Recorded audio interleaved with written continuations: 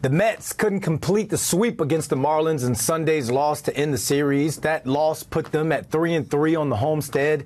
So let's talk all things Amazins, and we're going to look ahead towards the Orioles series with New York Post Mets beat writer Mike Puma. Mike, disappointing loss is what the article on the Post website says. Thoughts on Sunday's loss to the Marlins? That was the one that they probably or should have taken.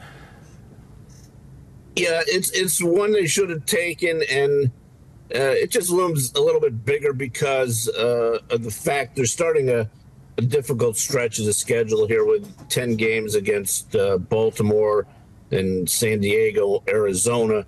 And yesterday's really one that got away. They didn't hit with runners in scoring position. They had a walks issue with Reed Garrett in the later innings that squandered a lead, and it's just one. You're playing the Miami Marlins, and you have, and they traded away their best players last month, and you really had a shot here to sweep, and it got away. They lost the game, and then they lost or could potentially lose one of their best players. Brandon Nimmo is all set to get to undergo an MRI today after leaving yesterday's game with a shoulder injury. So how much of a blow would this be in terms of him not being with the team during one of their most important stretches of the seasons, as you mentioned? Yeah, and as we speak, we're awaiting those MRI results. He kind of rolled over on that shoulder, making a diving catch in the outfield yesterday, felt it in his next at bat.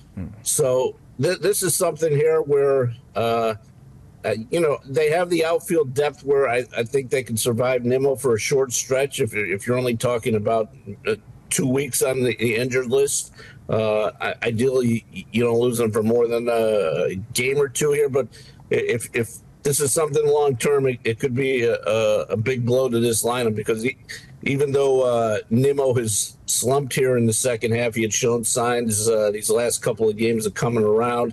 And, he's a guy you're going to need if you're going to make a run here. You mentioned that outfield depth. Starling Marte returned to action on Sunday. How did he look in his first game back? He looked pretty good. He got a hit, and there's another ball he hit pretty well that got turned into a double play. But the big thing to monitor with him will be how his legs hold up, and I think we maybe saw a precursor of got a good idea yesterday of how they're going to use Marte, maybe with defensive replacement coming in the late innings, try and get 3 at-bats out of Marte, and then go to a Tyrone Taylor to play the outfield to strengthen up the defense late. But Marte will certainly help them here. You talked about the pitching and some of the walks in Sunday's loss. Pitching, or this Mets team, the pitching collectively has one of the highest walk rates in MLB. Carlos Mendoza called it a combination of a lot of things. What's your take on why the pitching's been so inconsistent, Mike? Yeah, and it's a collection of issues. Obviously, there's been a ton of turnover in that bullpen.